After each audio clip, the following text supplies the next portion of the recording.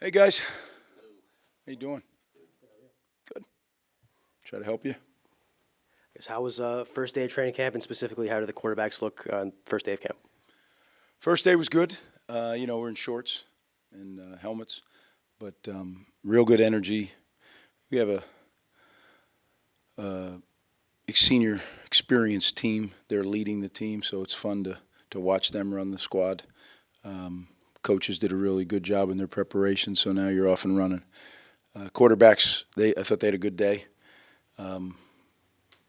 Good command of what we're doing. We're not doing a whole bunch, but good command of what we're doing. So can only judge them on what we have in. So yeah, it was a good day. After a lot of predictions and talking last week, does it just feel good to be back out there?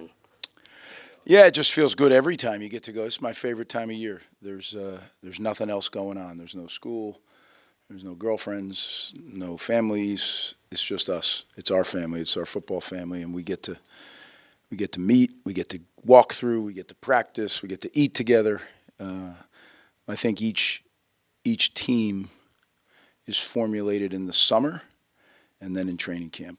And as I've said many times, you have to have a great winter to have an opportunity to have a great spring. You have to have a great spring to have an opportunity to have a great summer. And then you have to have a great summer to have an opportunity to have a great training camp. And if you can have a great training camp, you're going to have if you can go 4 for 4, then you can have a pretty good season.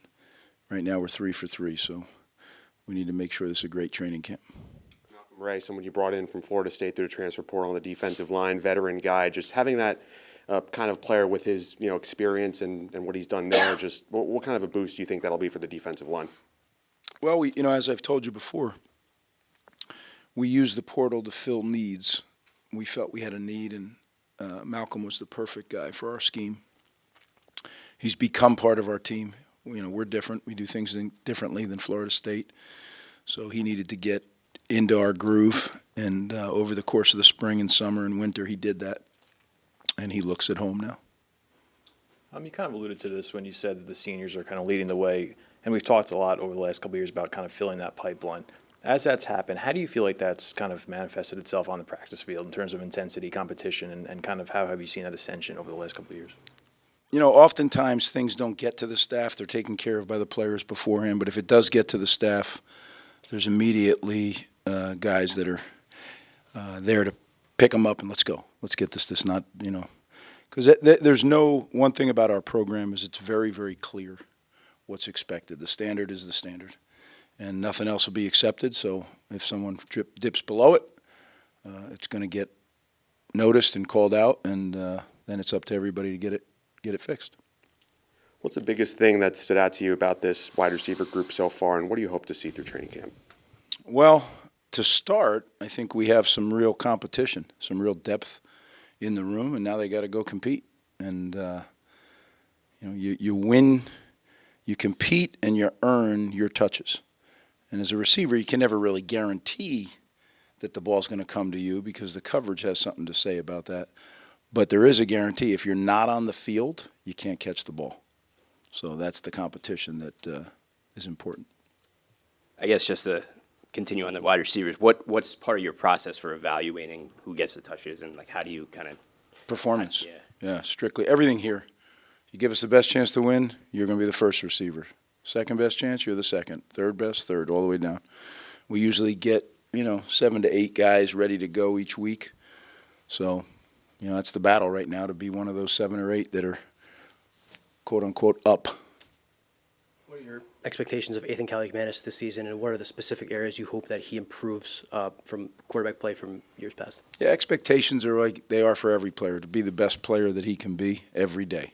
Go out and chop the moment every day. I don't really get into the results. The results usually take care of themselves. As long as the process, the effort, the focus is right, everything else will take care of itself. And I'm confident Nathan's going to do that. That's who he is. You have 8 returning starters on defense coming into this year. How does that set the tone for training camp? Because you guys had one of the best defensive units in the country last year. Well, there's high expectations. They know that. We know that. But what we did in the past means nothing today. You have to chop the moment today. And that's what the entire group of them are talking about, and that's what the coaching staff's talking about. We've, expanded things a little bit, deleted some other things. through study. So, there's enough new stuff to keep it. But we always talk about a beginner's mentality. I don't care how many years you've been doing it. You enter meeting one, you should be taking notes as if you're a freshman or rookie. And that's the standard. Time for two more. With a guy like Kyle Monangai, who obviously, I don't know if I'm saying that, he took a lot of teams by surprise last year is the right way to put it, but definitely is more expectations on him, more eyeballs on him. How does his training camp, how does his preparation kind of have to change, or does it have to change going into a season when it's so much more, higher expectations? Yeah, that's a good question, Chris, and I think you're right. He did come out of nowhere. I mean, there was no expectations for Kyle Monangai.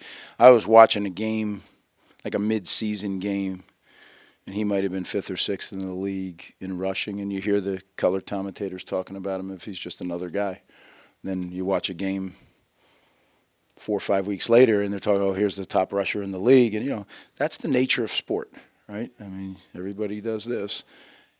Kyle doesn't need to change his preparation one bit. He's an elite preparer, and he needs to continue to be an elite preparer. So what's, incrementally, can he get that much better? Yeah. That's what we try to do every day is go out and just, if you chop the moment, you're going to get better. If you start looking at your results, that's when you start to trip.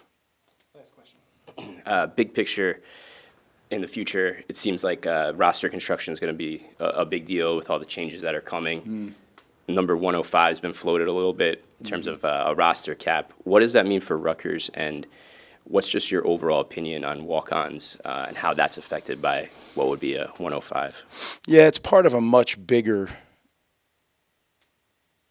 decision, right, Patrick? But it is a great question because it's going to change a lot, and I'm really disappointed. I think it's awful because you look at walk-on football players, they've been such a critical part of the game of college football.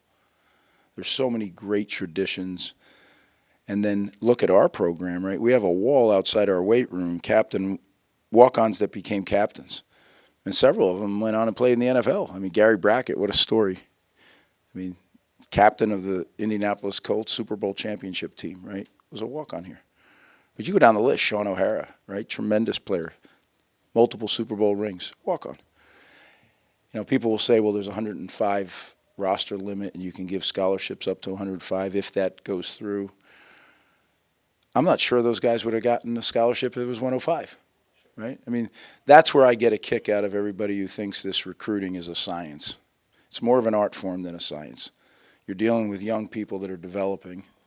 So, when I was 16, you were 16, and you were 16, we all had different levels of maturation. It changes. Some guys bloom late.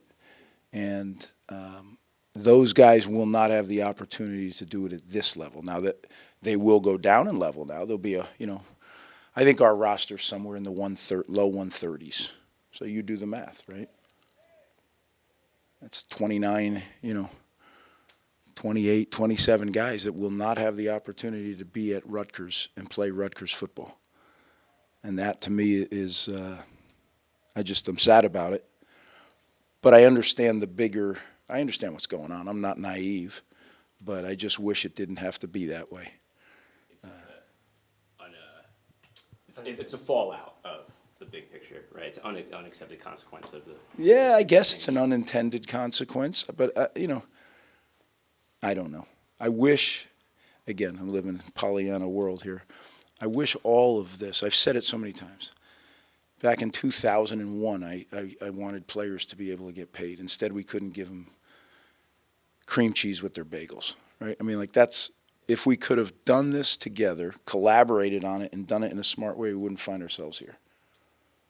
But it's been a stubbornness and an elitist attitude that now, you know what, you're getting told what to do. So it's a shame. But again, I've said to you guys many times, if you don't like it, ...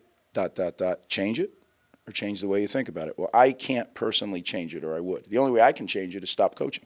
Well, I love coaching. I love being at Rutgers, so I'm not going to do that. So I got to change the way I think about it. So all I've been doing now is it's heading to 105 is start thinking about, okay, what's our strategy to make Rutgers the best program we can at 105? That's all I can do right now. I wish I could change it, Pat, but I can't. Appreciate it, guys. Thanks.